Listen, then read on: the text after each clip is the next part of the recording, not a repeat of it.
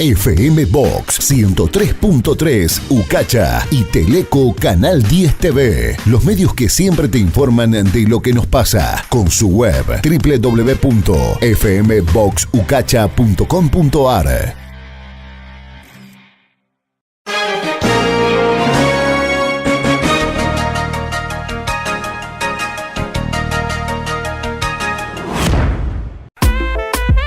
Se viene el frío y Balbi te abriga con los mejores precios en sección blanco. Cubre cama Pravia liso con corderito de 1 plaza y media, 749 pesos 99. 2 plazas y media, 899.99. Y King, 949 pesos 99. Recibimos todas las tarjetas. Balbi siempre te da más.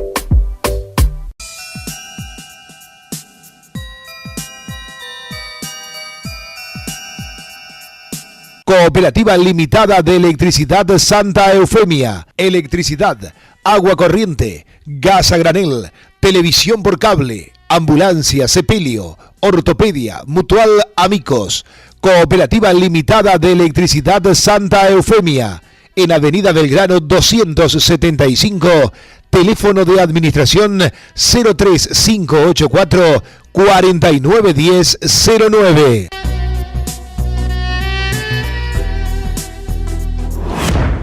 Color Shop.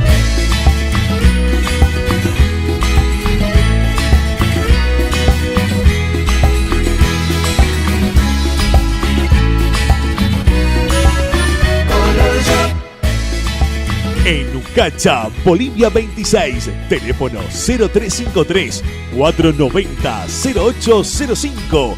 También en Río Cuarto, Avenida Sabatini 1934 o Avenida San Martín 2269. Color Shop en Etruria, Justiniano Pose, Cabrera y Alejandro Roca.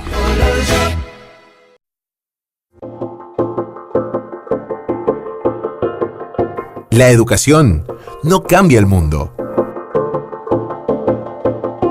Cambia a las personas que van a cambiar el mundo. En la UGC creemos en los sueños y en los ideales. Creemos que nunca se deben abandonar. Por eso trabajamos día a día para que todos podamos alcanzarlos. Generando oportunidades. Oportunidades para crecer, para crear, para acceder a educación superior de calidad en todo tiempo y lugar.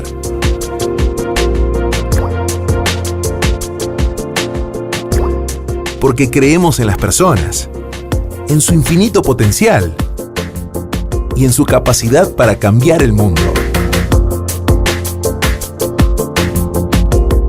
En la UGC ofrecemos una modalidad educativa adaptada a tus tiempos y a tus necesidades, para que eso que soñás ser se transforme en realidad. Empezá hoy a construir tu futuro. UGC. Conectate y estudiá.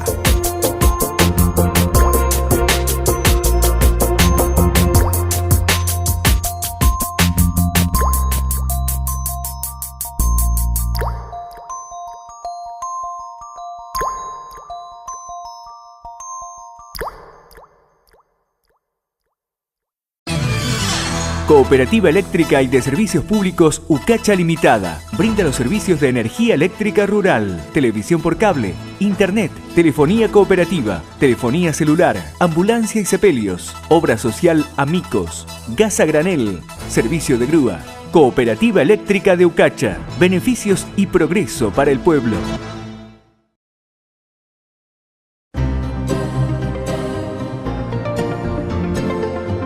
En Santa Eufemia crecemos juntos. Vecinos, instituciones y producción. Municipalidad de Santa Eufemia, caminando a paso firme por el futuro de la localidad. Ahora en Legas, barra de cortes, Barrax, repuestos cortantes de alta calidad para cosechadora. Barras de corte, Barrax. para plataformas de 23, 25, 30 y 35 pies. Aceptamos todas las tarjetas Agro y Visa en 3 y 6 cuotas sin interés. Legas, concesionario John Deere en Ucacha, La Carlota y General Cabrera. www.legas.com.ar. Seguinos también en Facebook. ARCOP, Asociación Regional de Cooperativas de Servicios Públicos. Desde 1996 y por la necesidad de un grupo de cooperativas de abastecerse de columnas de hormigón, lo que originó en Ucacha la fábrica de postes pretensados y compactados por Vibrado a precios accesibles y calidad garantizada. Y ARCOP Telecomunicaciones, con importante tendido de fibra óptica. ARCOP, esfuerzo cooperativo compartido. Gracias por recibirnos. Le pedimos esta reunión porque, bueno... No sé si usted está al tanto. En el grado de nuestra hija hay un grupo de chicos que son muy agresivos. Pelean, se golpean, abusan. Hacen bullying. Imagínese, todo el grupo burlándose, golpeándola. ¿Y hace mucho que su hija sufre este acoso? No, en realidad, bueno, nuestra hija no es la que sufre acoso. Nuestra hija es parte del grupo que agreden. Y nosotros no somos así. No. Se han agarrado con una chica. Karina, creo que se llama. Combatamos el bullying entre todos. Escuela, padres y alumnos. Porque el bullying nos golpea a todos. Frenemos el bullying. Te escuchamos. 0800-777-3728. Programa de Convivencia Escolar. Ministerio de Educación. Gobierno de la Provincia de Córdoba. ¿Qué tal, amigos de Contraplano? Bienvenidos una vez más a nuestro programa. Un equipo de cinéfilos dispuesto a hacer todo, pero te decimos todo, para que disfrutes del buen cine. No te pierdas Contraplano, martes a las 21 por Teleco. En Bengolea seguimos creciendo. Estamos construyendo jardín maternal, geriátrico y centro integrador comunitario. También la red domiciliaria del gas natural. Más obras, más servicios. Municipalidad de Bengolea. Intendente Omar Farías. El Club Deportivo de Caza y Pesca A Las Coloradas ha iniciado una campaña para sumar socios. Podés sumarte y disfrutar de las instalaciones y laguna de la institución con nuevos beneficios. Contactate con integrantes de la comisión directiva.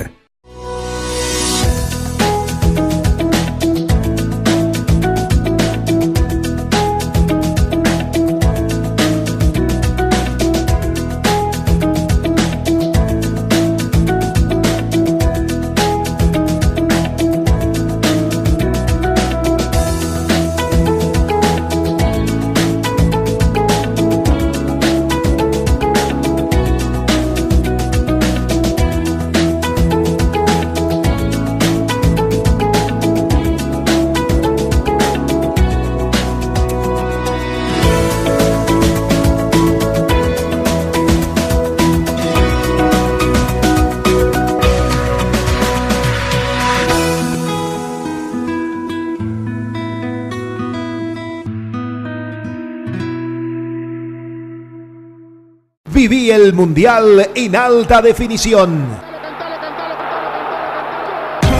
Disfruta de la mejor calidad. Mundial Rusia 2018. Para ver todos los partidos de la selección argentina, los grandes equipos y a los mejores jugadores. Compartí la pasión del fútbol con amigos y con tu familia. La mejor calidad ahora es posible. Llegate a Cooperativa Eléctrica de Ucacha y contratá el servicio de TV HD.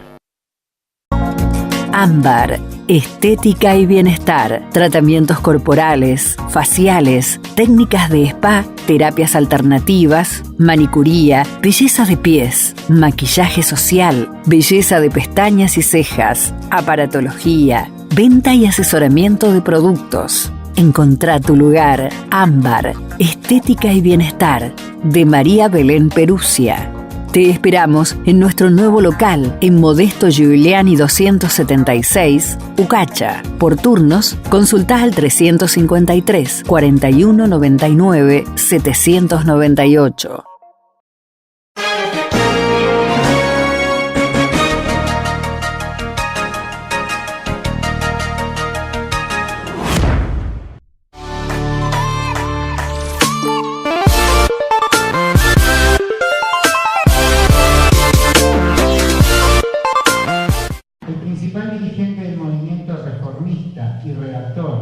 del Manifiesto Liminar, Deodoro Roca, profundizaría el desarrollo de sus ideas alrededor de esta cuestión.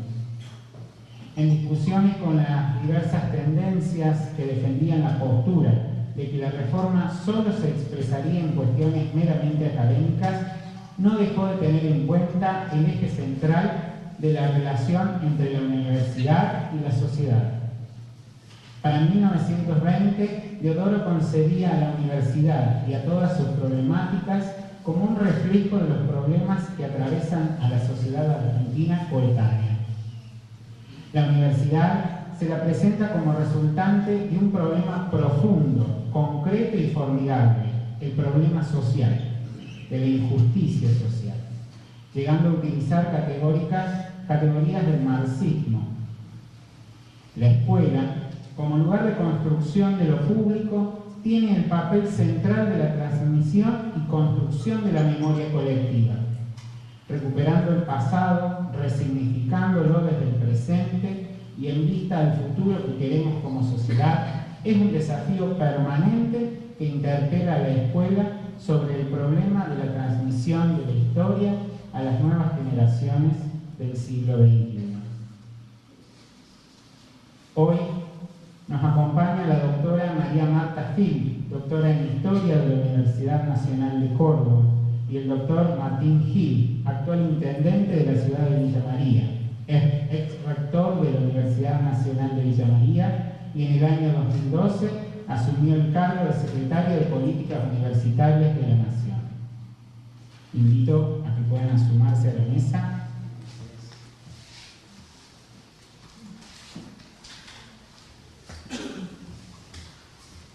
¿Qué tal? ¿Cómo estás? ¿Qué decís, Martín?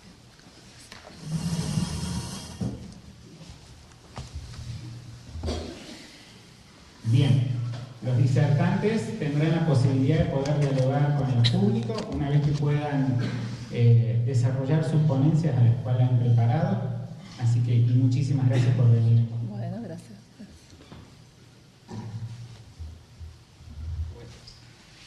¿Empiezo yo? Sí, ¿Primero la dama? Sí, así da el marco. Bueno.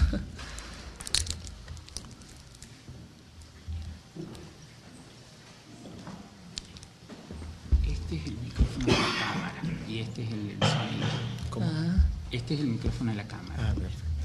Ah, con este. ese es el sonido. ¿Ahora falta micrófono? Sí, yo estoy medio mal. ¿Sí? Sí, sí. Bueno, ¿qué tal? ¿Cómo les va? Estoy con la garganta medio, una cuestión de los docentes siempre. Bueno, la verdad que para mí es un gusto estar acá. A esta escuela yo vine desde el jardín, toda la primaria, la verdad, así que muchos recuerdos. Vinimos acá con todas mis hermanas, ¿no? Y bueno, entonces cuando Franco se contactó, la verdad que, bueno, me puse muy contenta. Agradezco mucho la invitación, el interés por esta actividad, digamos, la invitación de la municipalidad, ¿no? Así que, bueno, siempre es un gusto y, bueno, volver a mi pueblo y, bueno, visitar la familia y todo eso, ¿no? Bueno, entonces, yo quiero compartir con ustedes una breve intervención, porque me parece también que es importante que podamos compartir, reflexionar juntos. Me contaba Franco que los estudiantes habían estado leyendo sobre la reforma universitaria, habían estado pensando sobre la reforma universitaria. Entonces me parece importante que tengamos tiempo para ese intercambio, y no que, bueno, que ustedes solo nos escuchen a nosotros. No sé qué pensás, Martín, también, ¿no? Bueno, entonces, la reforma universitaria del 18, ¿no? 100 años de este acontecimiento. Cuando Franco me invitó, yo digo, bueno, pensemos en la reforma en plural, ¿no? Entonces, yo propuse hablar de historias, memorias y experiencias a 100 años de la reforma del 18, ¿no? Porque mucha gente ha circulado por la Universidad Nacional de Córdoba, por las distintas universidades, se han ido creando distintas universidades a lo largo del tiempo, ¿no? Entonces, siempre los acontecimientos tienden a destacar solo a algunos actores, ¿no es cierto? Y bueno, claramente la figura de Deodoro Roca como uno de los actores importantes, firmante del manifiesto reformista del 18, pero me pareció importante hablar en plural, digamos, porque ese hablar en plural nos va a permitir pensar en cómo se fueron diversificando los protagonistas de la universidad, los alumnos que pudieron asistir a la universidad, ¿no? Cuando la universidad era fundamentalmente una universidad clerical, digamos, una universidad a la que asistían los varones de clase alta, ¿no? Donde había poca participación de las mujeres. Entonces, bueno, por eso, digamos, ese es el eje de mi intervención, pensar en plural esa reforma del 18, ¿no? ¿Qué fue esta reforma del 18 y como acontecimiento cordobés, ¿no? Nosotros siempre hacemos el chiste con los profesores porteños, porque decimos que el gran problema de los porteños es que este acontecimiento no tuvo lugar en Buenos Aires, ¿no? Que tuvo lugar en Córdoba, porque como ustedes habrán visto, nosotros a lo largo de la escuela primaria, de la escuela secundaria, siempre hemos leído historias que tienen que ver con lo que pasó en Buenos Aires, ¿no? Y un recuadro muy chiquito, ¿no?, que hace referencia a lo que pasó en Córdoba y Córdoba capital, y ni que hablar del espacio de los pueblos, de las ciudades más chicas en esos relatos, ¿no? Entonces, desde los escritos de Buenos Aires se ha minimizado este acontecimiento de la reforma universitaria. Se dice que en realidad fue una reforma más, que la reforma ya se había iniciado en Buenos Aires, ya se había iniciado en otros espacios, pero claramente este acontecimiento tuvo lugar en Córdoba y en una ciudad con muchos contrastes, una ciudad con por lo menos dos caras, muy bifacial, una ciudad, digamos, llena de iglesias, muy clerical, la Córdoba docta y santa, y justamente en esa ciudad clerical, la Córdoba docta y santa, es que hay un grupo de jóvenes que se rebelan y que quieren cambiar la universidad. Pero ese grupo de jóvenes que se rebelan pertenecían también a la élite, pertenecían a los sectores acomodados, ¿no? El mismo Deodoro Roca, un dato biográfico, se va a casar con la hija del rector que habían destituido, ¿no? Entonces, ustedes fíjense, circula por estos días una carta donde él le reclama a la hija de esa que si realmente lo quiere, que tiene que aceptar que él sea un libre pensador, que él sea ateo, que no sea religioso, ¿no? Que no se deje influir. Pero finalmente, el más revolucionario de todos, se casa con una chica de la élite, porque él también pertenecía a la élite, ¿no? Entonces, todas esas cuestiones nos sirven para entender, digamos, quiénes protagonizaron esta reforma, ¿no? Porque justamente eran estos jóvenes de la élite que se habían sumado, digamos, a los intereses y las necesidades de otros estudiantes que asistían del interior. Por ejemplo, uno de los protagonistas de la reforma, como Gumersindo Sayago, es de Santiago del Estero. O sea, Córdoba como espacio, digamos, donde acuden estudiantes de distintos lados, ¿no es cierto? Y justamente empieza el reclamo de todos estos sectores de la élite, a los que se suman estudiantes que no pertenecen necesariamente a la élite cordobesa, pero sí a familias acomodadas del interior provincial. Porque para ir a estudiar a Córdoba en ese momento, ustedes piensen, principios del siglo XX, y bueno, digamos, cuando la disputa era porque se extendiera la educación primaria, y bueno, quien asistía a la universidad pertenecía a una élite, ¿no? Entonces, los mitos los homenajes de los diferentes acontecimientos permiten eso.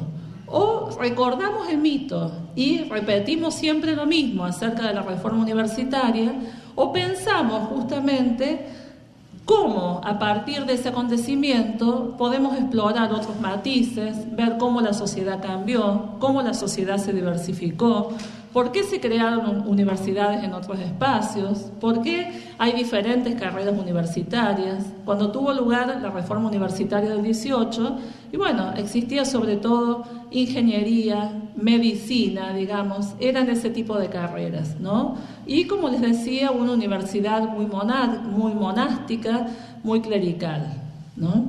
Entonces, recordemos que hace pocos años la Universidad de Córdoba, en el 2013, cumplió 400 años, ¿no? Y la Universidad de Córdoba fue fundada por los jesuitas, después los jesuitas fueron expulsados, ¿no es cierto? Pero bueno, siempre predominó, digamos, el estudio de la filosofía, de la religión. Era una universidad que para poder ingresar, para poder participar, los alumnos tenían que mostrar un certificado de limpieza de sangre, diciendo que no tenían en su familia ni sangre mulata, ni sangre negra, ¿no? Y eso estaba pasando al momento de la reforma universitaria. También se exigía para ingresar al Colegio Máximo, al que ahora se llama Montserrat, ¿no es cierto? Entonces fíjense que ese era el contexto donde tiene lugar la reforma. Entonces, como les decía, o recordamos el acontecimiento pensándolo como un mito y pensando en estos héroes, ¿no es cierto? Y viendo el manifiesto y leyéndolo fuera de contexto, o pensamos, digamos, todos los matices, las disputas que había, porque justamente las universidades han sido y siguen siendo espacios de disputa, porque justamente las universidades son eso, son espacios de disputa de las ideas. Lo importante es que coexistan esas diferentes ideas en la construcción de conocimiento, ¿no?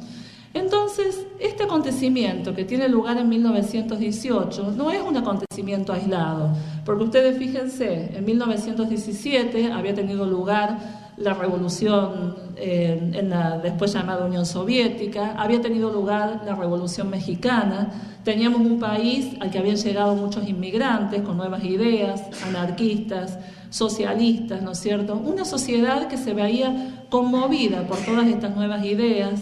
La ley 1420 de la educación laica, y justamente fíjense, la Iglesia amenazaba con excomulgar a las familias que mandaran a sus hijos a estas primeras escuelas normales, por ejemplo, el Colegio Carbó, ¿no?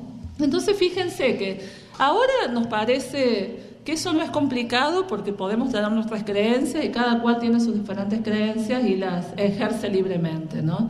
Pero en ese momento había fuertes disputas, ¿no? Entre los laicos, entre los clericales, ¿no es cierto?, en una Córdoba que era fundamentalmente docta y santa. Esto que pasó en 1918, este movimiento, nos muestra que a los pocos años, menos de 20 años, ya los que habían protagonizado la reforma del 18 se habían tenido que reacomodar en una universidad que había vuelto a ser recuperada por los sectores más conservadores. Pensamos que quien apoya la reforma universitaria es Hipólito Yrigoyen, ¿no es cierto? Se puede llevar adelante la reforma porque los estudiantes piden la intervención del gobierno nacional, la universidad es intervenida, pero bueno, después Hipólito Yrigoyen en su segunda presidencia es derrocado y los sectores de la Córdoba docta y santa siguen estando muy presentes en la universidad. Yo quisiera compartir con ustedes dos acontecimientos que se dan en la Universidad de Córdoba, que pasan también en otras universidades, y como ejemplo, digamos, de las disputas que se dan, de las disputas de ideas, ¿no? Estos acontecimientos tienen que ver con el otorgamiento de la distinción honoris causa a dos personajes de la historia muy diferentes, ¿no? La distinción honoris causa es la máxima distinción que dan las universidades, eso existe desde las épocas medievales, ¿no? Y significa por causa de honor, ¿no? Entonces los estatutos universitarios establecen que en función, digamos, de la posición que ocupa esa persona, por ser una persona honorable, van a ser distinguidos, ¿no es cierto? Bueno, se hace toda una ceremonia, ahí el homenajeado da su discurso, ¿no es cierto? Y fíjense quiénes fueron los homenajeados. Los dos homenajeados fueron el presidente Perón, no sé si les suena el nombre, y el arzobispo Primatesta. Fíjense, de espacios diferentes. El presidente Perón le otorgan la distinción honoris causa en el año 1948, porque en 1947 se había dictado una nueva ley universitaria. Cuando a Perón le otorgan esta distinción en 1948, él se refiere en su conferencia a el tema cultura universitaria y sentimiento nacional, y acusa a las universidades de no acercarse al pueblo, ¿no? Ese es justamente el reclamo que hace Perón a las universidades. Entonces plantea que lo que existe en las universidades es un intelectualismo estéril y frío, que las universidades son de las élites, que no participan los otros sectores populares, y es durante el peronismo que se crean las universidades obreras, ¿no? Se crea la Universidad Obrera, que después de la caída del primer gobierno no sería el primero, sería así, ya el segundo gobierno peronista, se le cambia el nombre y es la que se conoce ahora como Universidad Tecnológica, ¿no es cierto? Se hacen muchas actividades de extensión universitaria, piensan horarios, diferentes horarios para que puedan asistir los obreros. O sea, el reclamo del peronismo a las universidades es que no tenía que ser solo de una élite. Entonces es en ese marco que le otorgan la distinción a Perón, la distinción honoris causa Perón.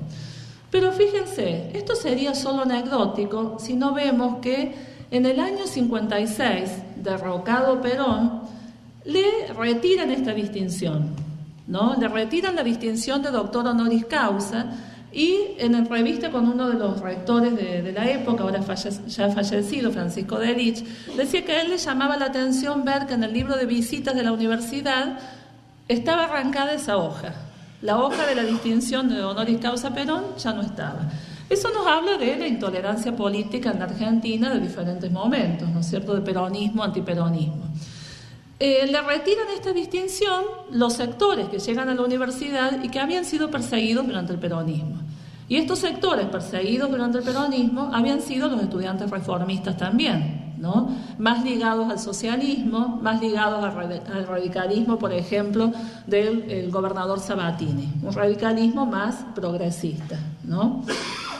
Después, con la llegada del tercer gobierno peronista, en el año 73, se le vuelve a restituir esta distinción. Entonces, fíjense, con este acontecimiento es un buen ejemplo para ver cómo la universidad no está ajena a la sociedad, no está ajena a los vaivenes políticos. Entonces, fíjense, se otorga en el año 48, se retira en el 56, se le vuelve a otorgar en el año 73, y siempre justificando esas acciones, por qué se la daba, por qué se la retiraba y así. En el año 73, pero antes del tercer gobierno peronista, en los últimos tiempos de la autodenominada Revolución Argentina, encabezada por Onganía, ahí se le otorga la distinción honoris causa a otro protagonista clave, como fue el arzobispo Primatesta, ¿no? Entonces, ahí el discurso que da Primatesta justamente es marcar cómo siempre la universidad estuvo ligada a la Iglesia, que la universidad nunca debía haber dejado de ser religiosa, que condena la expulsión de los jesuitas, de los franciscanos, condena que se hayan incluido nuevos conocimientos en la universidad, ¿no es cierto? Y esa distinción, dado el poder de la Iglesia Católica en Córdoba y en toda la Argentina, digamos, nunca se retiró, digamos, porque la Iglesia aparece como un protagonista por encima de todos los otros sectores. Entonces, así como, por ejemplo, se retira la distinción a Perón, no se retira la distinción a Primatesta. Eso generaría, digamos, muchos problemas en una sociedad, digamos, donde la Iglesia ocupa un lugar clave, ¿no?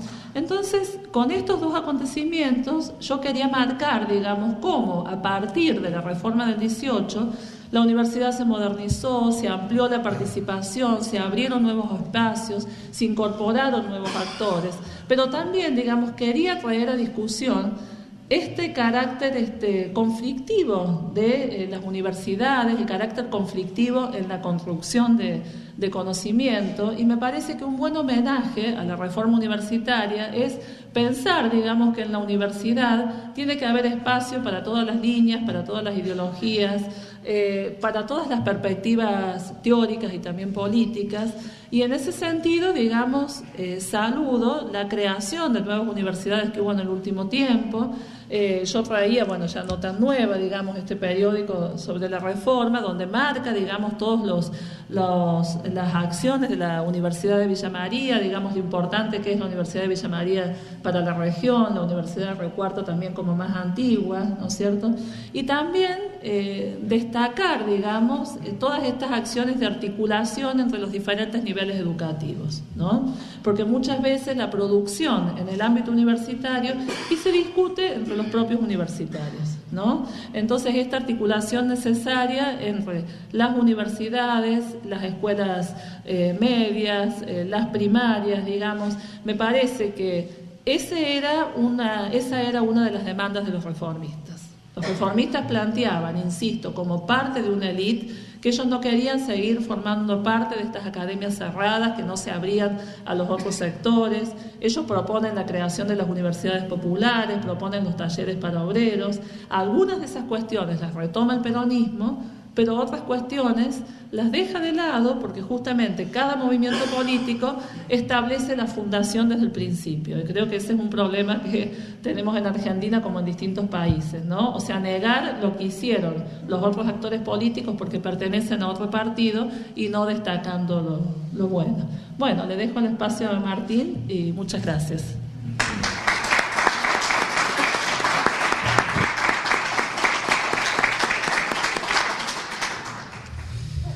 Bueno, muchas gracias por la invitación al municipio, al instituto. Para mí también es un gusto poder estar aquí en Ucacha y en esta región y en esta casi bisagra entre Villa María y Río Cuarto y poder pensar desde el interior del interior, como decimos habitualmente, qué significa o qué implica la educación superior en general y la educación superior universitaria en particular y el impacto de la reforma, no solo en el contexto histórico, sino también en los desafíos que hoy implica el espíritu no solo de la reforma, sino de un proceso reformista que seguramente no se agota en los acontecimientos de 1918. En primer lugar, como expresaba Marta, la universidad en la Argentina tiene una trascendencia muy importante. Estamos viviendo 200 y algún años de organización nacional,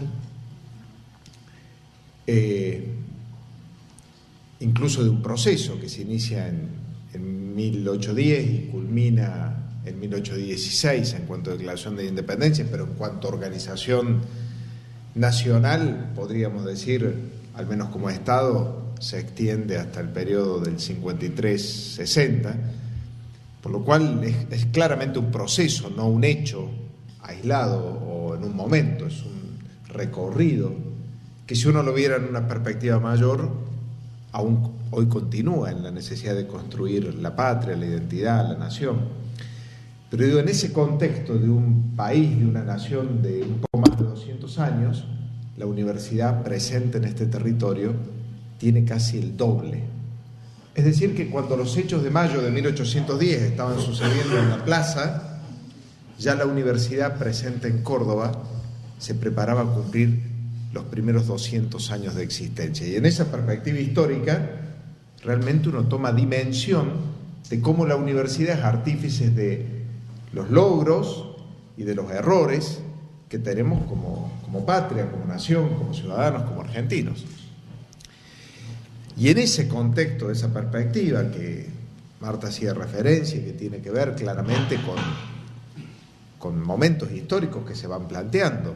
La universidad, nacida en el proceso medieval, nace en las instancias de los claustros religiosos, nace fundamentalmente como un espacio de enseñanza de las ciencias sagradas, tal sea de la filosofía o de la teología, del latín, y ese es el ámbito donde la práctica del estudio superior comienza a desarrollarse y comienza a extenderse. Y así llega a este territorio.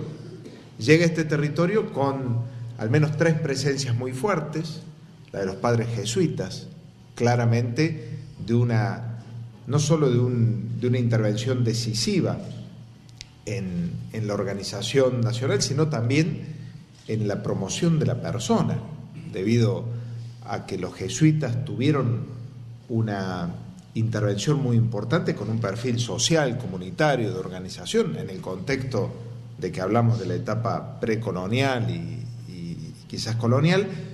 Después surge el hecho de la expulsión de la corona o de las dependencias de la corona española, la llegada de los franciscanos, luego el pase al clero secular, la provincialización de los espacios universitarios a partir del periodo de anarquía nacional generado fundamentalmente a partir de la década del 20, y luego la etapa de organización nacional de la universidad como espacio estatal, de un proceso que tenía apenas algunos esbozos de realidad universitaria a partir de una ley que había impulsado Nicolás Avellaneda, siendo senador de la Nación, y que tenía muy pocos artículos y una fuerte disputa en su origen sobre la autonomía universitaria, que habrán escuchado en más de una oportunidad.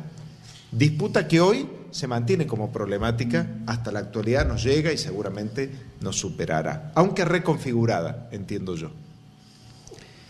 En ese contexto, la universidad, más allá de las administraciones religiosas, públicas, claramente como modelo, no solo la Universidad de Córdoba, la universidad como institución, era una universidad de corte elitista, básicamente porque podían llegar a la universidad los sectores más acomodados. Era impensable para el hijo de un artesano, de un obrero, poder llegar a la universidad, y porque la meta de la formación universitaria era formar las élites gobernantes, fundamentalmente. Era natural que llegara a la universidad quien iba a encargarse de la conducción de las instituciones del país, de las provincias, y era impensado que se hiciera cargo de la conducción de un espacio de estas características si no había surgido o pasado por la universidad. Así se llega a esa universidad claramente cerrada, a una universidad limitada a los sectores más acomodados, a una universidad donde la libertad de la que ofrece el conocimiento naturalmente, cuya práctica, cuya búsqueda supone claramente un ejercicio de libertad, y más que un espacio de creación del conocimiento, la universidad era casi un espacio de transmisión dogmática del conocimiento. En ese contexto de una universidad cerrada, autoritaria, elitista, suceden acontecimientos nacionales e internacionales. Se marcaron algunos aquí: la Revolución Mexicana, la Revolución Bolchevique, pero fundamentalmente un contexto que es la llegada del primer gobierno de corte popular a la Argentina, que es el gobierno de don Hipólito Yrigoyen, de la mano de la Unión Cívica Radical. Ese contexto nacional o internacional hace que un conjunto de episodios que casi aparecen como un goteo en un vaso, llegado un momento rebalsen con episodios puntuales que suceden dentro de la universidad, y comienza a gestarse esta verdadera revolución que culmina con los hechos del 18, con la intervención universitaria y con uno de los textos de un enorme valor como es el Manifiesto Liminar, donde aparecen pinceladas muy importantes.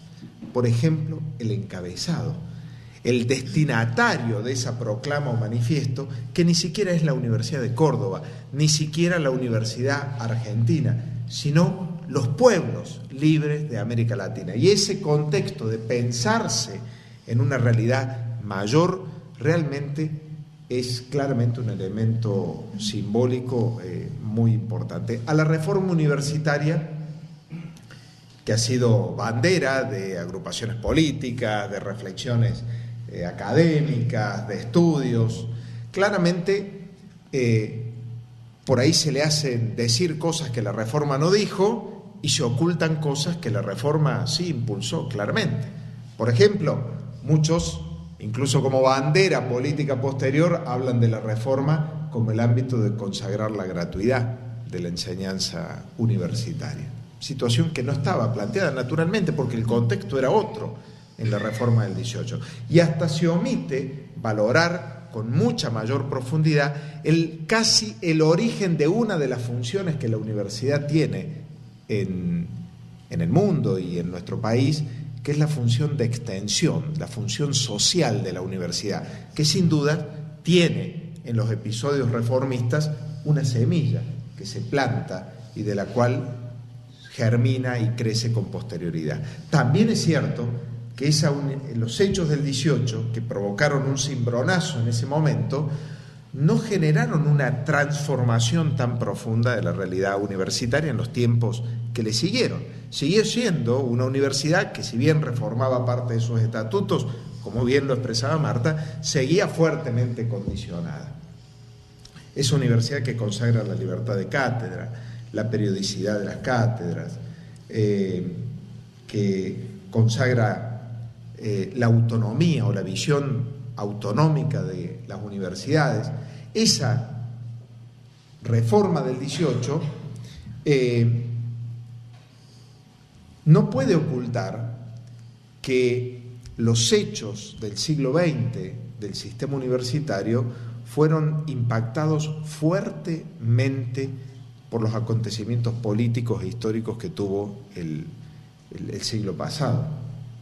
Y por eso podríamos hablar de distintas etapas y hasta podríamos hablar de una configuración de la autonomía universitaria más como un escudo de defensa frente a la agresión del Estado a la libertad o al gobierno de la propia universidad. ¿Y cuál era la causa? Ustedes saben que el siglo XX nos encontró, desde el golpe de Hipólito Yrigoyen, con una sucesión de golpes de Estado o de gobiernos de derecho y gobiernos de facto. Cada proceso de intervención entre gobiernos de derecho y gobiernos de facto tuvo su impulso, tuvo su impacto en el ámbito universitario e incluso encontró, a decir de Emilio Fermín Mignone, distintos momentos donde se experimentaron purgas al sistema universitario. Y cuando Mignone habla de estas purgas al sistema universitario, claramente era la expulsión de los docentes o la prohibición de los docentes que no respondían al gobierno imperante de turno o la prohibición de las actividades cuando existían docentes que pertenecían a otro sector.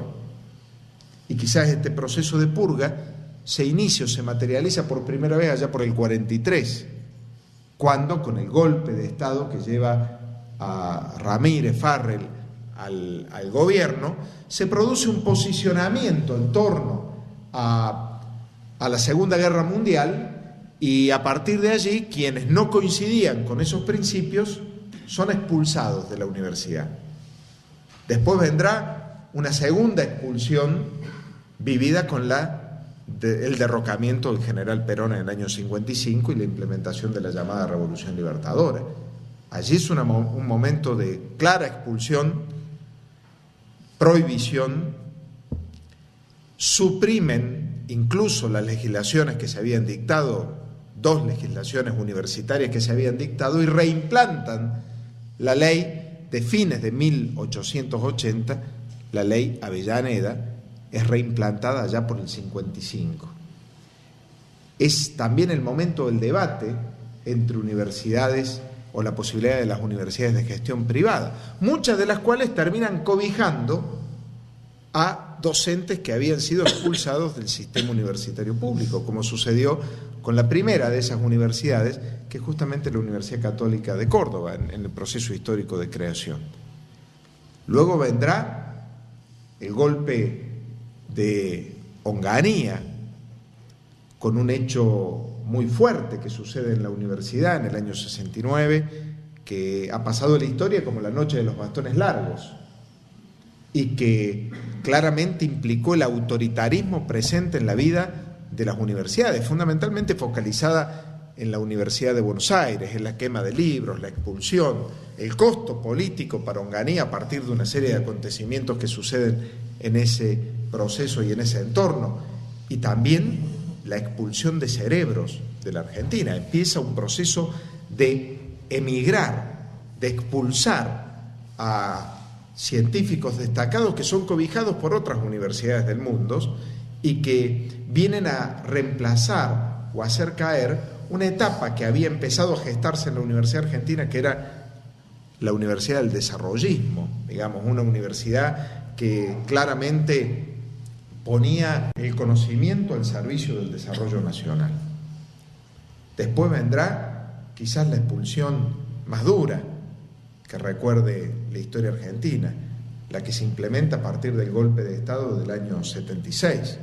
Gran parte de los 30.000 desaparecidos estaban vinculados al sistema universitario, como docentes, como profesionales, como militantes estudiantiles, como graduados. Incluso se llega a cerrar y clausurar una universidad en la Argentina, la Universidad Nacional de Luján, que se reabre recién con la llegada de Raúl Alfonsín al poder. En la década del 60 se inicia un proceso de intervención de las universidades que va a durar hasta el retorno a la democracia pasado los años 80. Y luego vendrá una etapa en los 90 de liberalismo presente en las universidades, los mandatos del Consenso de Washington, del Banco Mundial allá por los años 90 en el mundo, imperan en el ámbito universitario e incluso impulsan la creación de la actual ley universitaria, la 24521, que a pesar de ese contexto fue una ley muy amplia en su articulado y que con el paso del tiempo permitió que otras normas complementarias fueran adecuándola o adaptándola. Pero a partir de toda esta historia que he relatado rápidamente, claramente la universidad ha tenido vaivenes muy fuertes y ha sido una caja de resonancia de los problemas políticos, sociales, económicos, históricos que suceden en el espacio o en el país. La reforma del 18 como momento histórico, claramente yo creo que el primer cambio de paradigma fuerte impulsado por el Estado se da con la llegada del peronismo. Y básicamente porque el peronismo introduce un concepto que hasta ese momento se había esbozado en la reforma, pero no se había materializado fuertemente. Y obviamente que se parte de un preconcepto que el peronismo tenía de las universidades y que claramente lo expresaba Perón en el discurso del otorgamiento del honoris causa por la Universidad Nacional de Córdoba. Eran espacios, a decir de Perón, que seguían siendo cerrados a los sectores populares. El peronismo introduce un concepto que hasta ahí no había existido y es la dimensión universidad o educación y trabajo. Este concepto de esta vinculación, donde el conocimiento es una herramienta de promoción y de movilidad social ascendente para los sectores populares y de trabajadores, también trae como complemento que el desarrollo nacional necesita del conocimiento. Y por eso aparece la educación técnica, y por eso aparecen las escuelas fábricas en el nivel secundario, y este correlato de la universidad obrera, creada fundamentalmente para el complemento de la escuela secundaria a la que se denominó escuela fábrica, y que tenía como objetivo permitir que hubiera un conocimiento aplicado al desarrollo nacional y que los hijos de los trabajadores pudieran llegar a la universidad. Es la primera etapa de masificación de la universidad, todavía limitada, y aparecen políticas de inclusión, las becas, por ejemplo.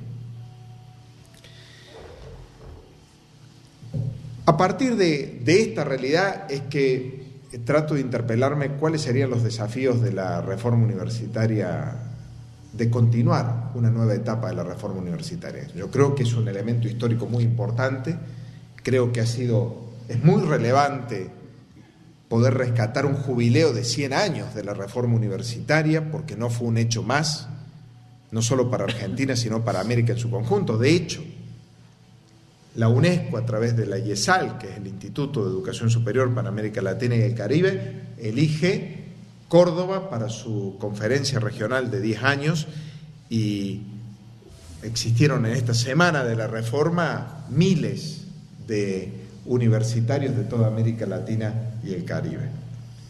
Pero tampoco la reforma se agota como un hecho de una panacea de un momento.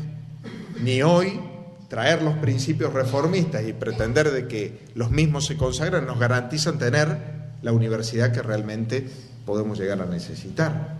Hay una serie de etapas sobre las cuales tenemos que avanzar. Por ejemplo, hay un concepto que lo expresaba Marta también, que tiene que ver con la universidad hoy y que no tenía que ver con la universidad del 18, ni siquiera como gran parte del siglo XX. Ha cambiado el mapa universitario. Las universidades del siglo XX, al menos en la primera mitad, eran apenas un puñado. Eran las macrouniversidades. Era La Plata, Tucumán, Rosario, Córdoba, la UBA, básicamente como un puñado. 7, 8 universidades presentes en el territorio nacional. Ir a estudiar a una universidad era una experiencia de emigrar. No cualquiera lo podía hacer. Incluso esa fisonomía hizo que el desarrollo nacional se viera impactado, porque la mayoría de esos recursos no volvían a sus lugares, quedaban en esas grandes ciudades y generaban una distribución irregular. La Argentina es el país que uno de los países de mayor cantidad de médicos por habitantes.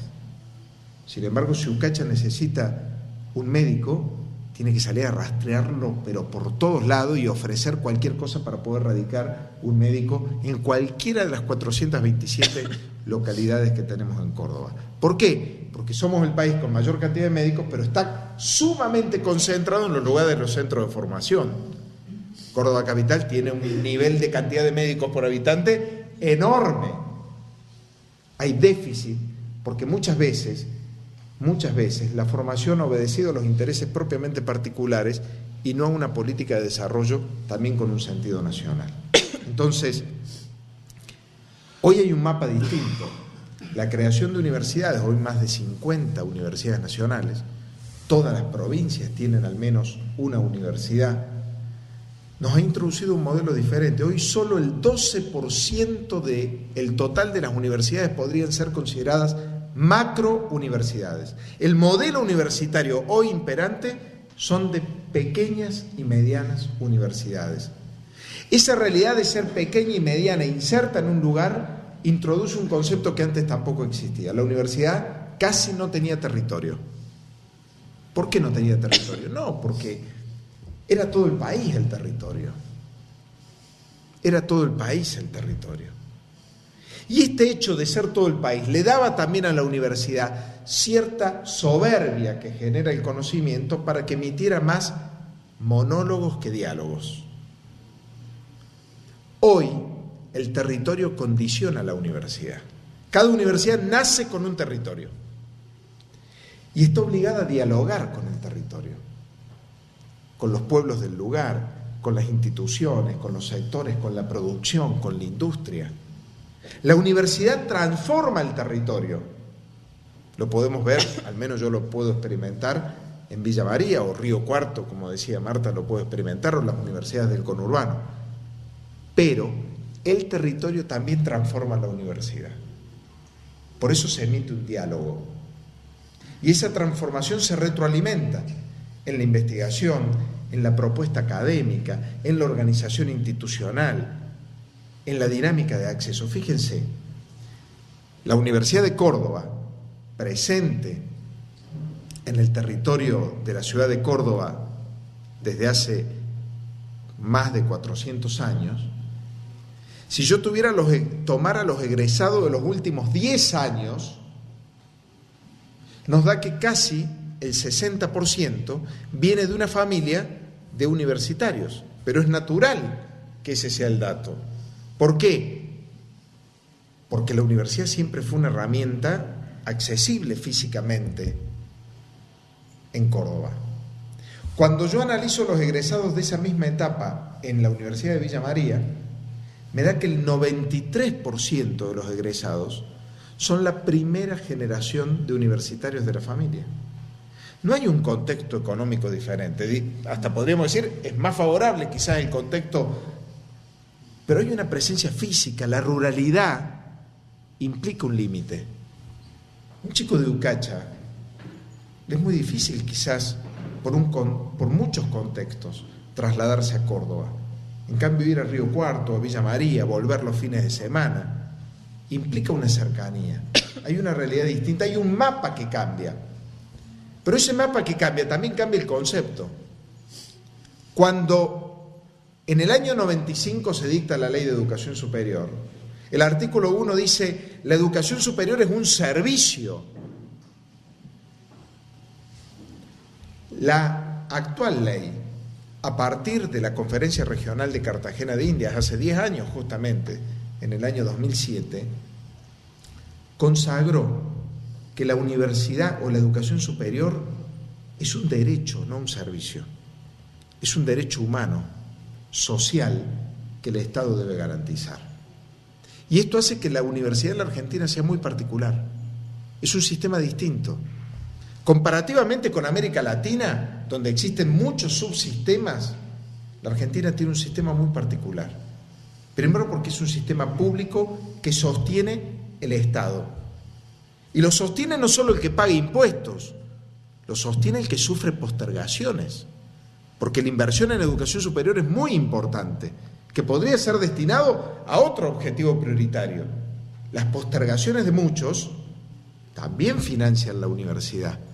Y por eso quien pasa por la universidad tiene una responsabilidad especial, tiene un compromiso especial. No es su interés únicamente, hay un interés público que implica una mirada que hoy incluso lleva a reconfigurar el concepto de autonomía por parte de las universidades y pensarse como una autonomía responsable, ya no como una defensa frente a un agresor, sino como el presupuesto desde el cual construir la responsabilidad que tiene la universidad hoy.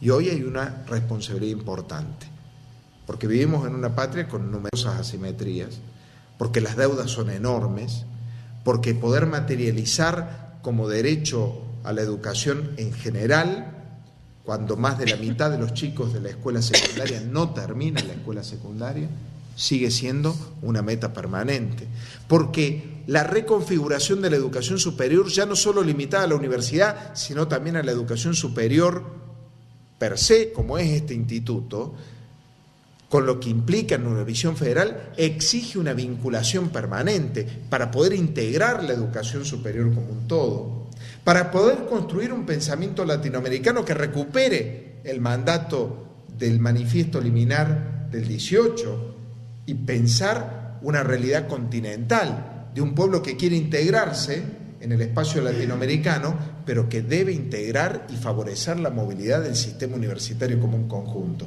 Y por último, una universidad que por ser derecho no tiene que ser a costa de su calidad.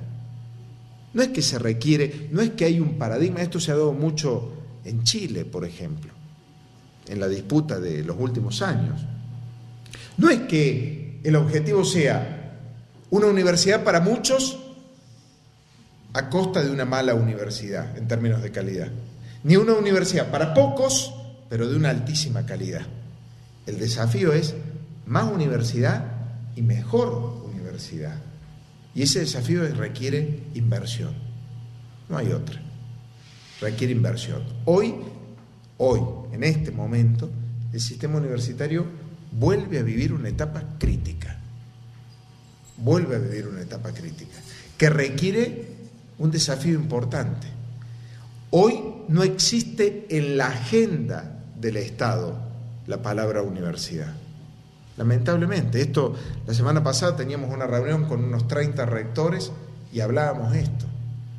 Y hoy la universidad tiene mucho para dar, tiene la obligación de dar mucho, no solo el derecho, tiene la obligación de hacerlo, porque vuelvo a decir, los desafíos son enormes. Por lo tanto, defender la universidad, exigirle a la universidad, es parte de recuperar ese espíritu que tuvieron los reformistas del 18, que quizás no se imaginaban el impacto que los hechos del 18 podían tener en la vida de la universidad, pero que hoy, con el paso del tiempo, se reconfiguran y nos presentan una nueva agenda, que es una agenda permanente.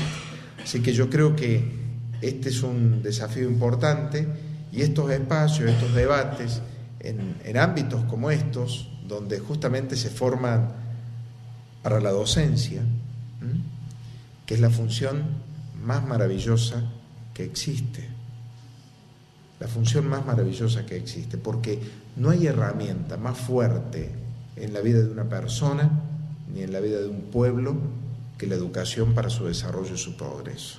No lo hay. Y para esto, si hay un elemento clave para que la reforma y la revolución educativa se dé, es la función docente. Por lo tanto, este es un espacio que nos invita a esa reflexión. Los animo a que lo podamos hacer, y por supuesto, nuevamente, agradezco tanto al instituto como al municipio la posibilidad de invitarnos a hacer estas ideas y a estimular para que a partir de aquí podamos intercambiar algunas otras opiniones. Muchísimas gracias.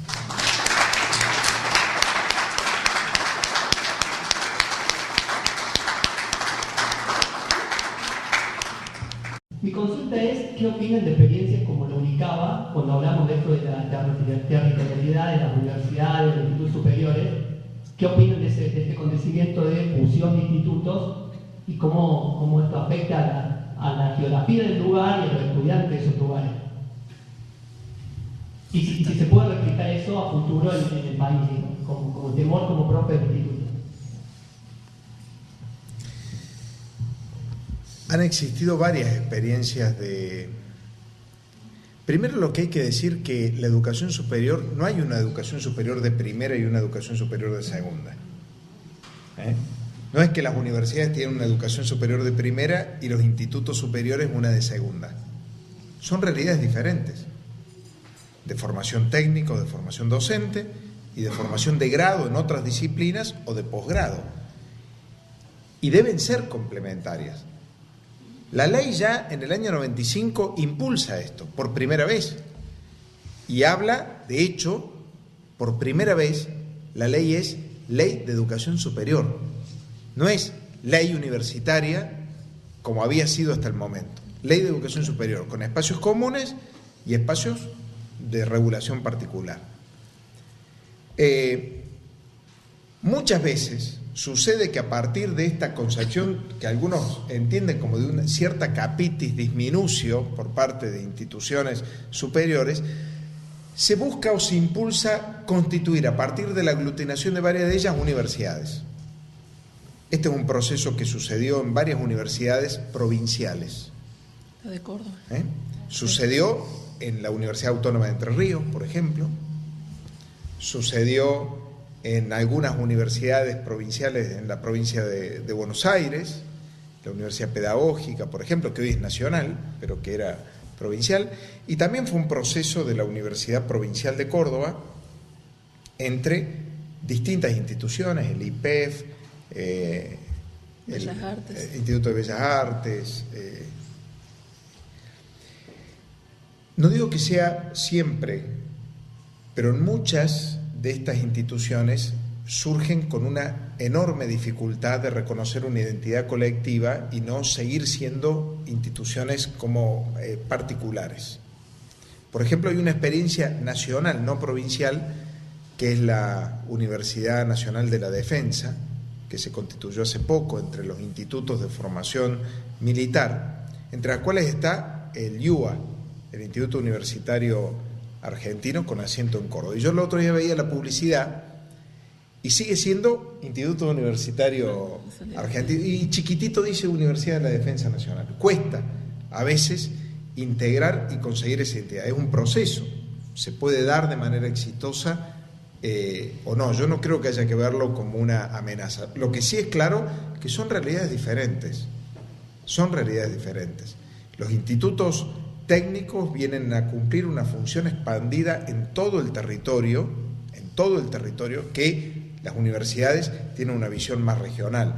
Yo creo que habría que hacer un ejercicio mucho más grande. Hay otros países que desarrollan otra instancia, que son los colleges universitarios, en Estados Unidos, por ejemplo. Ha habido algunas experiencias, hay una experiencia que se desarrolla y se escribe allá a principios de los 70, que un plan estratégico se llamó Nuevas Universidades para un Nuevo País. Justamente de ese programa surge la Universidad de Río Cuarto, en el plan ese estratégico, pero ahí se preveía la generación de estas regiones universitarias. La Constitución del 49, la Constitución del peronismo, estableció un capítulo de las universidades y establecía que el país se dividía en regiones universitarias y en cada región debía haber universidades que tuvieran una formación pertinente con las necesidades de esa región, e introducía también la formación común en el ámbito de la filosofía, en el ámbito de la historia y hasta en el ámbito del folclore y la identidad nacional. Pero digo, hay distintas experiencias, creo que hay algunas valiosas, algunas son todavía muy nuevas, hay que seguirlas, pero me parece que el desafío mayor sería que hay una institución que se llama CEPRES, donde participan los organismos superiores universitarios y superiores per se o no universitarios. Hace falta todavía todo un ejercicio de articulación mucho más fuerte, de vinculación mucho más fuerte. Quizás la territorialidad de las universidades lo permitiría, pero todavía no hay una agenda marcada, al menos para permitir un diálogo mayor. Si pensamos en nuestra provincia, nosotros tenemos la Universidad de Río Cuarto, la Universidad de Córdoba, la Universidad de Villa María, la UTN presente en San Francisco, en Villa María, en Córdoba, y tenemos también centros universitarios en otros lugares. Uno podría pensar cierta vinculación regional para contribuir a la demanda de la educación superior en un diálogo, pero no hay un ejercicio todavía en torno a eso. Una consulta. Primero, felicitar a la Comisión Municipal de Cultura, a la Municipalidad, al Instituto Pergamino. Y la pregunta para Marta, para Martín, ¿cómo interpretaron la toma que se hizo de la Universidad Nacional de Río Cuarto por parte de los docentes, justamente coincidiendo con esta fecha de la reforma universitaria del centenario? Gracias.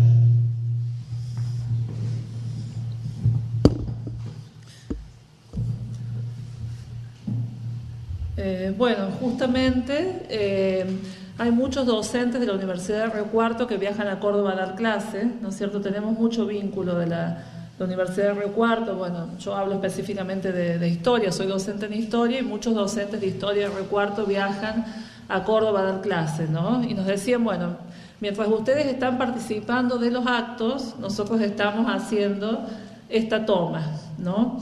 Y aquí viene lo de los matices, ¿no? Porque justamente la Universidad de Córdoba está integrada por distintas facultades con perspectivas diferentes. La facultad que yo trabajo tiene una línea opositora a este actual rectorado, más ligado al gobierno nacional, ¿no es cierto? Pero nosotros, como funcionarios en ese momento, yo estoy al frente ahora de la dirección de la Escuela de Historia, teníamos egresados que estaban orgullosos de recibir su diploma, ¿no? Entonces ellos recibían, quienes habían egresado el último año, recibían el diploma del centenario, ¿no? Entonces los alumnos de todas las perspectivas, hasta el más radicalizado, el más opositor, quería estar ahí recibiendo su diploma, ¿no?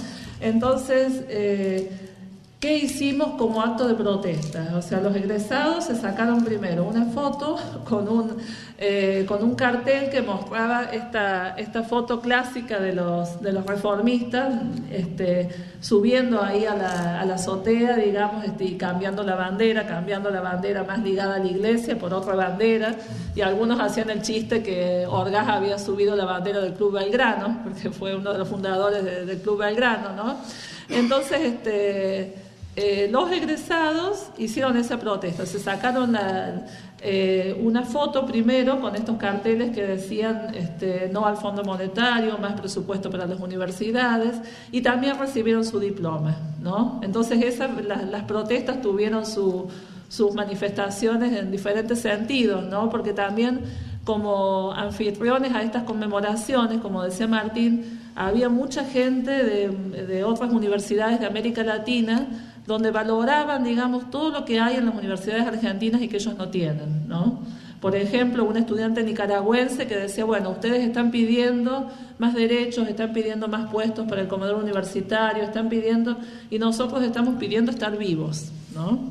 Fue muy emotiva esa intervención porque ellos les parecía fascinante todo lo que estaba en la Universidad Argentina y de todo lo que podían gozar, ¿no? Había compañeros docentes de Brasil, por ejemplo, ¿no?, pidiendo por la liberación de Lula, ¿no? Entonces, en ese sentido, digamos, la conmemoración tuvo todo este carácter oficial, como todas las conmemoraciones, y como yo decía, como espacio de disputas, digamos. La inauguración de la Casa del Estudiante, la Federación Universitaria conducida por la Franja Morada, ¿no es cierto? Entonces, quienes son los actores en cada uno de los momentos, marca el cariz que se le da a la conmemoración. Pero lo que quiero decir, no sé, Gustavo, si responde a tu pregunta, es que estuvimos atentos a esa toma, a esa situación, pero los modos de protesta fueron diferentes, ¿no? Porque, como marcaba Martín, el tema de la crisis, estamos en un momento difícil, estructural, digamos, del país, y muchas veces hay como un cuestionamiento de las universidades como espacio de privilegio, esto de que quién sostiene a las universidades y si no hay cuestiones básicas, ¿no? Entonces, no es lo mismo un paro por ejemplo, de un gremio fuerte como camioneros a un paro de los universitarios, ¿no? Claramente, por ejemplo, mi posición como docente de primer año es el paro activo. Decimos, bueno, estoy de acuerdo con los reclamos, pero vamos a dar clases porque a los alumnos les cuesta ir a la universidad. Tenemos en la Universidad de Córdoba y en varias universidades el régimen de estudiante trabajador o con familiares a cargo. Entonces, hay gente que llega a cursar después de todo un día de trabajo. Entonces, si uno tuvo también la posibilidad de estudiar, darles también esa otra posibilidad, ¿no? Y nos decían que lo de Río Cuarto, fue simbólico, fue una toma simbólica, es decir, acá estamos protestando, y ellos decían, que claramente no tenía la misma fuerza si esa protesta se hubiera hecho en la UBA o se hubiera hecho en Córdoba, pero fue muy diversa la conmemoración, ya les digo, un espacio que eso hay que marcarlo, ¿no? La posibilidad de que se escucharan diferentes voces. Todos podían dar su punto de vista y claramente después se redactó un documento final y sabemos que son disputas por el poder, quien escribe quien escribe puede contar su propia visión, pero es también un momento interesante, ¿no? Me emociona.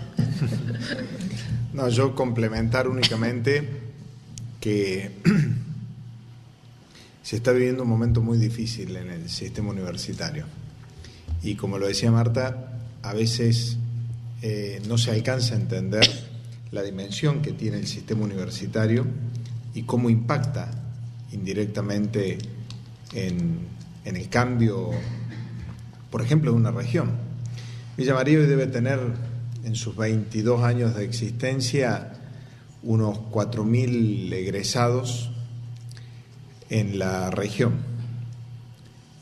y seguramente gran parte de ellos no podrían estar si la universidad no está presente.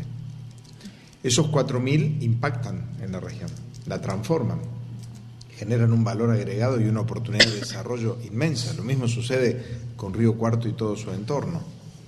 Y cuando esto se lleva a las historias de vida particular, hay una transformación inmensa. Yo conozco cientos y cientos de casos de personas que han tenido una transformación muy profunda a partir de la llegada a la vida de la universidad. Y eso es difícil de materializar o de conceptualizar o de valorar. Cuando yo hablo de una etapa difícil, no solo es por haberse eliminado de la agenda, sino porque hoy hay una época de retracción presupuestaria muy grande. Las universidades recién se les giró un mes de gasto de funcionamiento, desde enero hasta hoy. Esto hace que las universidades consuman fundamentalmente otras partidas presupuestarias que están destinadas para otras realidades, y hay una etapa crítica. Se han suprimido las convocatorias a programas especiales, se han congelado las movilidades, se ha congelado la incorporación de nuevos recursos humanos, docentes y no docentes, no se ha abierto paritarias estando en agosto, y todo esto va implicando indicadores, cuando uno lo va viendo en el comportamiento de los últimos 2 años y medio, indicadores complejos. Por eso hoy la universidad está claramente en una etapa como de ebullición nuevamente a partir de estos acontecimientos. Y independientemente de las manifestaciones, la protesta o cómo encauzar la protesta, sigo considerando de que la universidad tiene que ser un espacio de presencia de todas las cosmovisiones ideológicas, políticas, religiosas, de todas. Justamente esa pluralidad enriquece la vida de la universidad y la hace propiamente universidad. Entonces, uno no tiene que tener miedo a esos debates, a esa confrontación. Por supuesto, algunos como que se pasan de vuelta y quizás terminan transformando la protesta en el hecho mismo, y como decía Marta, se termina hasta suprimiendo, perdiendo años, y eso tampoco es lo que contribuye. Y además, la universidad tiene que ser un espacio de desarrollo del pensamiento crítico, no es un enseñadero, tiene que ser un espacio para que el universitario tenga la capacidad de recrear su propia disciplina, de pensarla, tenga las herramientas más que los contenidos, tenga las herramientas y fundamentalmente tenga la capacidad de ser un ciudadano con un compromiso en el rol que le toque cumplir, con un compromiso especial o particular. Entonces, no solo forma el aula en la universidad o el apunte, forma el proceso de vida universitaria en su conjunto. Y esta vida universitaria, el Cogo, recién cuando entrábamos me decía la forma de participación de los estudiantes en el gobierno del instituto, es formativo. El cogobierno, que es un elemento que aparece en la reforma del 18, es un elemento de enorme responsabilidad. Después se fue reconfigurando, se agregaron claustros. Hoy hay 4 claustros que forman parte del gobierno de la mayoría de las universidades, no de todas. Los no docentes de la UBA, los trabajadores, creo que recién pudieron participar por primera vez en esta elección. Pero ese cogobierno implica responsabilidades. Si los estudiantes tienen derecho, en mi universidad, por ejemplo, el voto es directo. Cuando a mí me eligieron rector, fuimos 2 candidatos, votaron todos, los estudiantes, los docentes, los no docentes, los graduados. Y eso implica responsabilidades, y también en las decisiones que se toman en un gobierno colegiado. Con respecto a todo esto, me gustaría si ustedes podrían ampliar qué alternativas puede tener un docente alternativas de resistencia, digo, que no sea el paro, y si existen otras alternativas, y me gustaría que se pueda plantearse un poquito más con el tema del paro activo para ver en qué consiste. Digo alternativas reales que a la postre cambien la realidad, porque ha pasado muchas veces que esta asamblea y eso no repercute como alguien que quiere defender lo que estábamos diciendo recién, esto del asentamiento de algunas presupuestos y demás cuestiones que no se logran. Si existe una alternativa al paro, cuando además otros gremios consiguen las cosas haciendo paro. Entonces, ¿qué enseñanza se puede estar dejando ahí?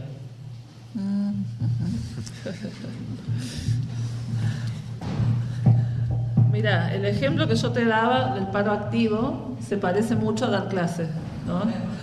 Porque, claro, uno va al aula, ¿no es cierto? Uno va al aula y lo que digo, este alumno que viene a trabajar dice, pero ¿cómo? ¿No hay clase? Entonces me decís, no, bueno, estoy de paro, vamos a hacer paro activo y te explico cuáles son los temas principales de la materia. Y bueno, y por más que digan que eso está superado, yo sigo pensando que la vocación docente está ahí, es clave. Hablábamos con Adriana, ¿no? Los tiempos de trabajo en las instituciones, ¿no? Pero eso es una mirada individual y una mirada compartida por varios colegas.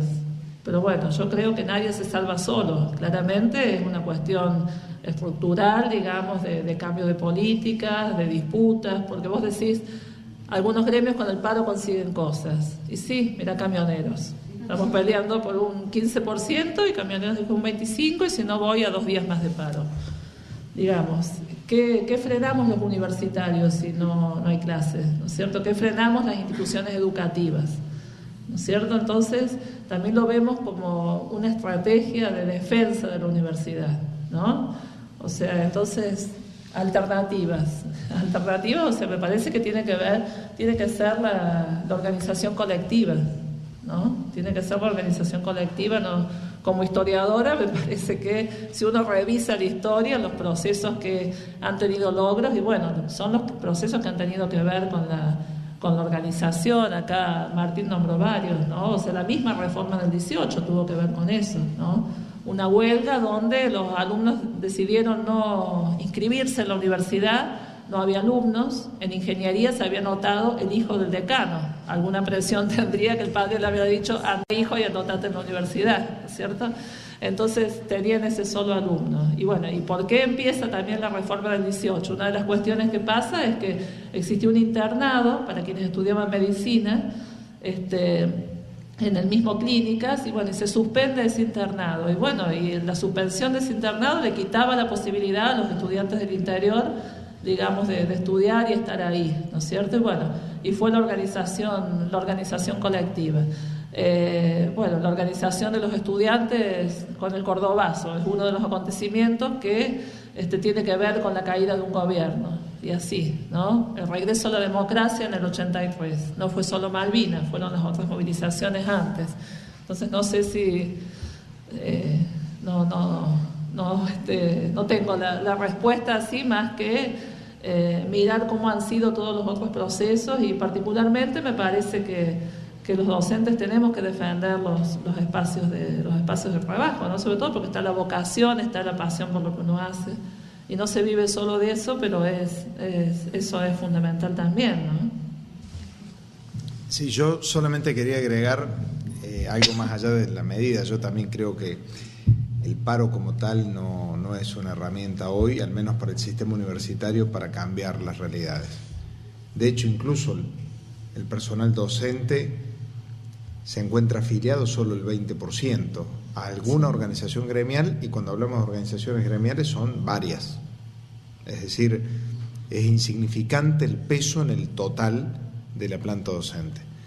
Me parece que pasa por otro lado.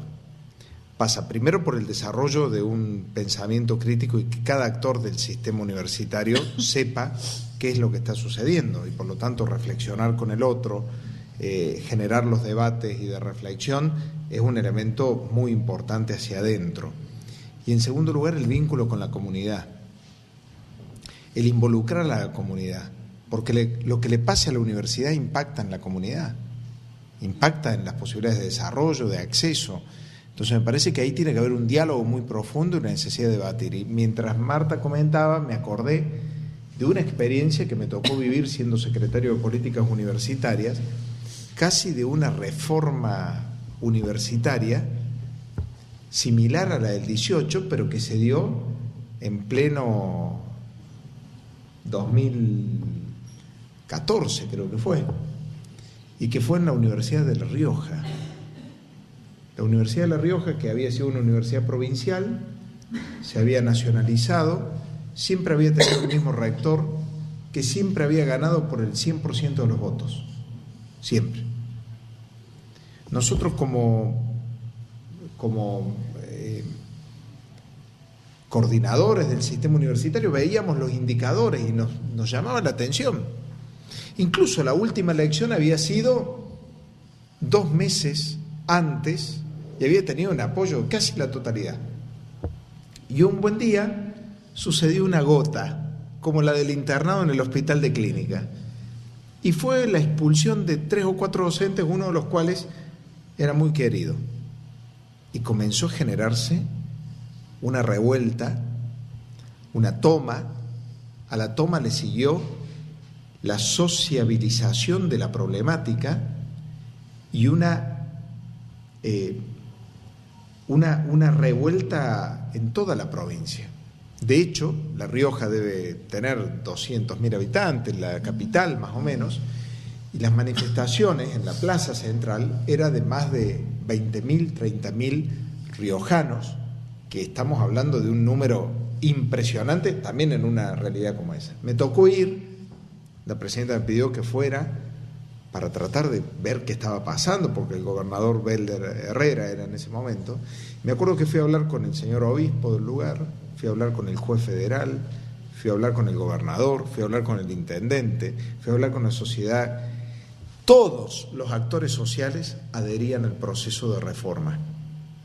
Y ese proceso terminó con la reforma de los estatutos, con una democratización de la universidad, con la primera vez que hubo elecciones, con la renuncia de todas las autoridades electas en la universidad y un proceso de reforma que todavía hoy perdura.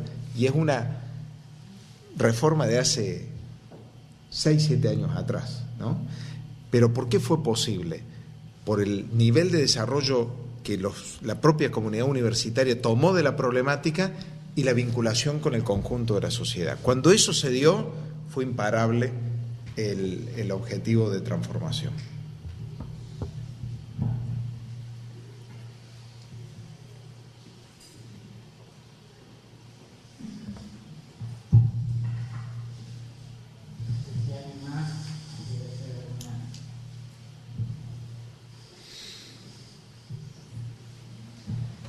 A título personal quisiera consultar cuál fue el rol de la mujer dentro de la reforma, ¿no es cierto? Porque bien se conocen mucho los hombres, son conocidos, y bueno, seguramente alguna mujer dentro de la universidad habrá habido.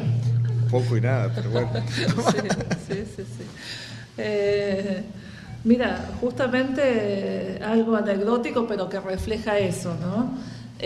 Llamaron del canal universitario, querían hacer un programa sobre el lugar de la mujer en la reforma universitaria. Y bueno, yo como directora le empecé a preguntar a los profes, no, yo de eso no sé nada, y de eso, ese tema se agota en un ratito y yo no sé nada. Y eso también todo un símbolo de bueno, ¿qué pasaba? O sea, quiénes se habían subido ahí con la bandera, quiénes estaban presentes, quiénes firman el manifiesto, ¿no? Entonces, bueno, eso tiene que ver con todo un proceso que ahora sería impensable, digamos, el lugar que las mujeres tenemos en la sociedad, ¿no?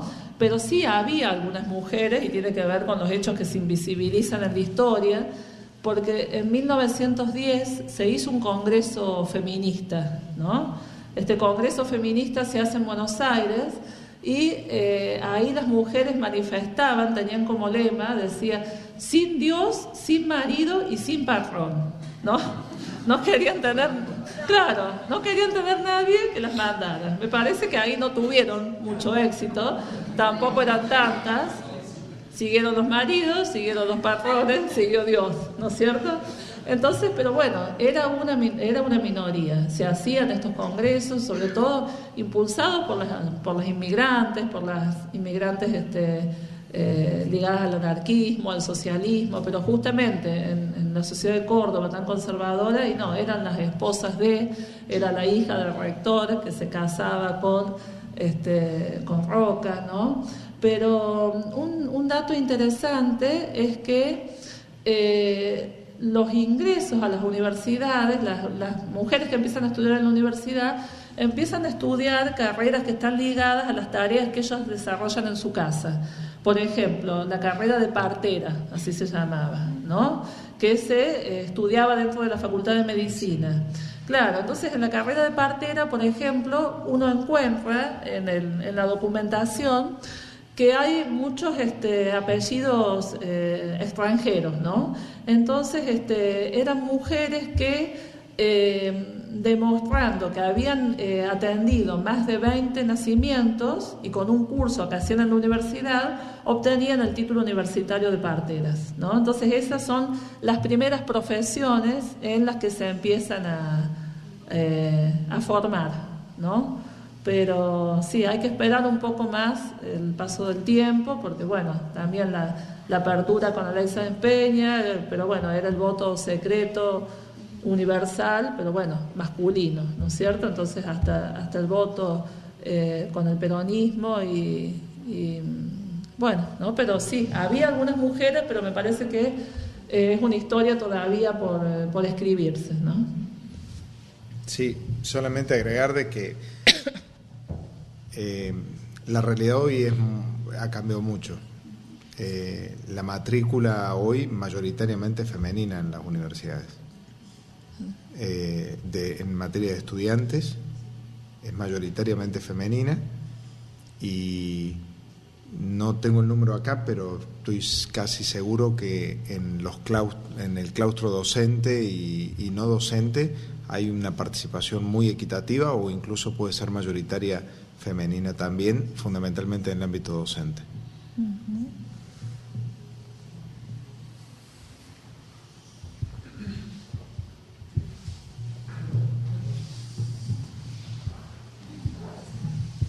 Una pregunta y es de actualidad, y un poco un centro para la Universidad de Villa María. Estuve la semana pasada recorriéndola y la verdad es muy lindo ver cómo crece la Universidad de Villa María. Y para Marta, yo me formé en la Universidad de Córdoba, hace mucho que no voy. La pregunta es, ¿está en crecimiento pese a esta situación crítica, digo, con infraestructura, con más servicios, está con proyectos de extensión y demás, o también están un poco estancados actualmente? Al menos puedo decir lo que conozco del sistema, mayoritariamente hay un proceso de retracción. El programa de infraestructura universitaria, con el cual se construyeron casi 800 obras, ha sido hoy, digamos, no existe más, y es un elemento imprescindible, porque si la universidad crece, tiene que saber dónde se cobija lo que crece.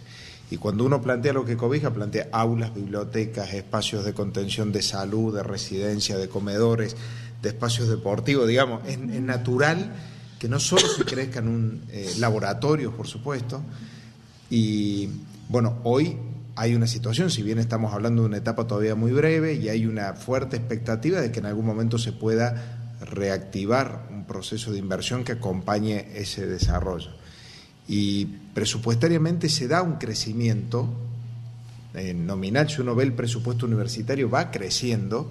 Lo que pasa es que hay un fuerte componente que es el componente del recurso humano dentro del presupuesto universitario, que en todo el sistema debe representar más del 85%, con lo cual un aumento salarial del 10% hace que el presupuesto global crezca en miles de millones.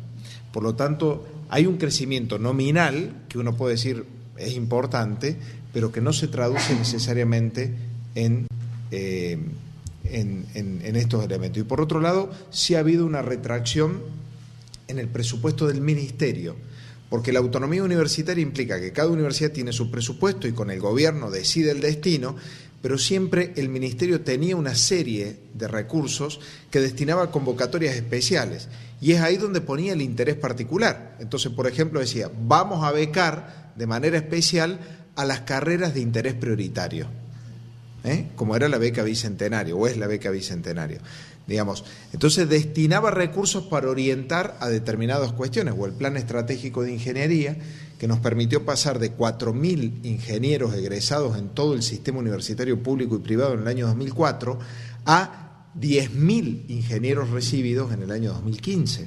Ese crecimiento de más del 100% en cantidad de ingenieros, que es una necesidad para el crecimiento y el desarrollo nacional, se dio a partir de un conjunto de elementos que formaban parte del Plan Estratégico de Ingeniería. Eso también se ha paralizado. No obstante eso, hay una dinámica, un funcionamiento que hace que la universidad siga creciendo y desarrollándose. Lo hace en vinculación con otros niveles de Estado, lo hace con la propia universidad, lo hace con el esfuerzo de la comunidad universitaria, pero las condiciones de desarrollo hoy son más, a mi entender, son más difíciles hoy que en otra etapa. Sí, para Córdoba lo mismo, ¿no? pero se sostiene mucho con el esfuerzo, ¿no? Con el esfuerzo de los diferentes claustros de la universidad, ¿no? Porque en la Universidad de Córdoba se crearon 2 nuevas facultades, ahora tiene 15 facultades, bueno, donde vos estudiaste la Escuela de Ciencias de Información, ahora es Facultad de Comunicación, y se creó la Facultad de Ciencias Sociales, claro, que la Facultad de Ciencias Sociales era una larga demanda, digamos, y una disputa también con la Universidad Católica.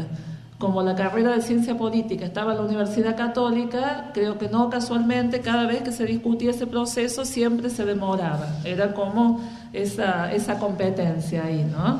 Entonces, y bueno, y Córdoba salió favorecida, digamos, por los 100 años, ¿no es cierto?, del centenario. Entonces se construyeron edificios, un edificio para cursos virtuales, una casa del estudiante, que bueno, eso también es cuestionable, porque ¿por qué un edificio aparte para los estudiantes? Si los estudiantes se vinculan con sus pares en las aulas, ¿no?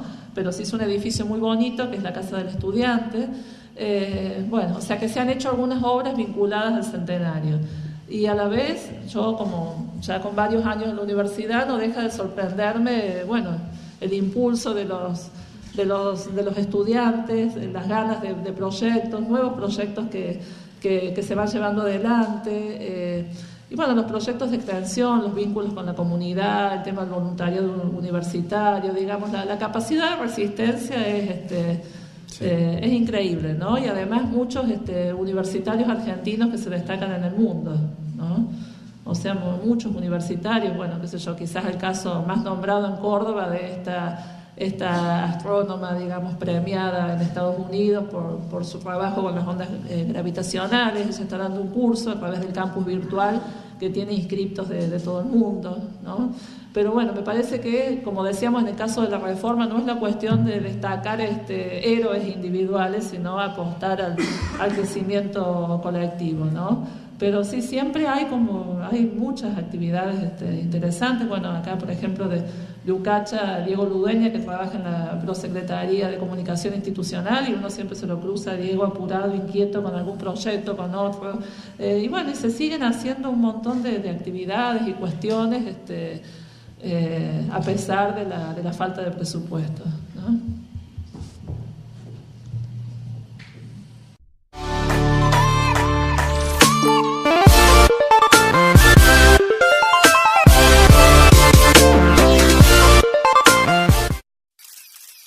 FM Box 103.3 Ucacha y Teleco Canal 10 TV. Los medios que siempre te informan de lo que nos pasa, con su web www.fmboxucacha.com.ar.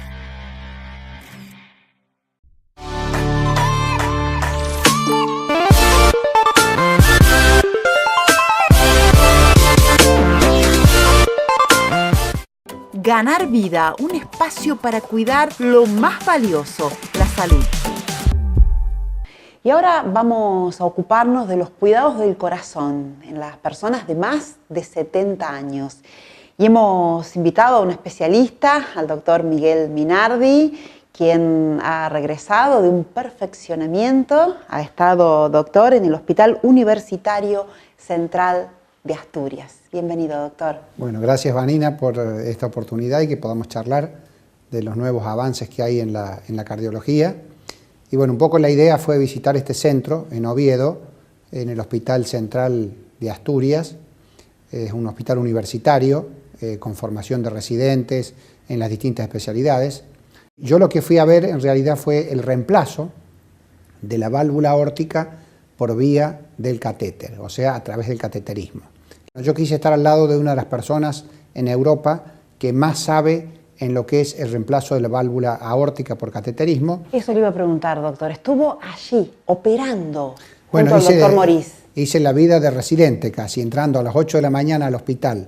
Y la verdad que estar al lado de esa persona, siendo el primer ayudante, da una enorme satisfacción y además permite que uno vea, primero, que acá no trabajamos tan mal, sino que en Río Cuarto, en Córdoba, en Argentina, se trabaja muy bien en todo lo que son las áreas de cateterismo. Y segundo, por estar al lado de una persona que quizás sea en Europa el que más válvulas aórticas ha puesto, creo que es un privilegio. Realmente. Sí. Y también es un privilegio que con todo ese aprendizaje lo practique aquí, lo haga aquí en Río Cuarto. La idea es traerlo para hacerlo acá en Río Cuarto. Nosotros no trabajamos con una población prácticamente mayor de 70 años porque para eso hay que trabajar con PAMI. Nuestra institución en este momento está trabajando con PAMI, por lo tanto hay importantes número de pacientes, sobre todo mayores de 75 80 años, que tienen problemas valvulares porque, así como yo le explico a los pacientes, una rodilla sufre una artrosis y el cartílago se degenera, la válvula aórtica también sufre un proceso degenerativo con una estenosis, que es un cierre de la válvula, y es ahí donde a veces esos pacientes no pueden ir a la cirugía convencional, que es el gol estándar en el reemplazo de la válvula aórtica. Cuando estos pacientes tienen contraindicación para la cirugía convencional, son pacientes aptos para la colocación de un TAVI. Doctor, ¿y este tipo de cirugía que usted estuvo practicando junto al doctor César Moris, son cirugías, podemos decir, mínimamente invasivas? ¿Ha llegado a ese nivel? Sí, se hacen a través de un cateterismo que puede ser a través de las arterias femorales comunes en la pierna a nivel de la ingle, y también se puede hacer por punción subclavia a nivel de la clavícula o por disección de la arteria subclavia y se cae directo a la válvula aórtica. En otras ocasiones se hace una cirugía mínimamente invasiva en el tórax y se atraviesa el corazón desde el ápex, o sea, desde la punta del corazón, y se coloca la válvula en... Esto ya es un poquito más, digamos, agresivo, pero también es una cirugía mínimamente invasiva. Lo importante es que cuando se hace a través del cateterismo, el paciente a las 8 o 10 horas ya puede sentarse en la cama, a las 24 horas bajarse de la cama y a las 48 horas irse caminando a su casa. Doctor, y además de estar junto al doctor César Moris en el Hospital Universitario Central de Asturias, estuvo también en un congreso en París. Es así, la idea era hacer una coordinación entre el pasaje por el Hospital de Oviedo y el congreso. Entonces fui una semana primero al Hospital de Oviedo y luego de ahí me trasladé a París al congreso que sería como un mundial de cateterismo, y además he podido ver, más lo que ya había visto en Oviedo, poder ver otras 3 o 4 cirugías más en directo, porque como se verá en la pantalla, nosotros sentados en una sala auditorio tenemos cirugías que pasan en directo desde Holanda, desde Viena, desde Madrid a París o de hospitales mismos de la ciudad de París. Muy bien, muchísimas gracias, doctor Miguel Minardi. Al doctor Minardi lo ubican en el Centro Privado de Diagnóstico Cardiovascular, que está en la calle Cabrera, 1515. Pueden realizarle consultas al doctor a su mail, miguelminardi@hotmail.com.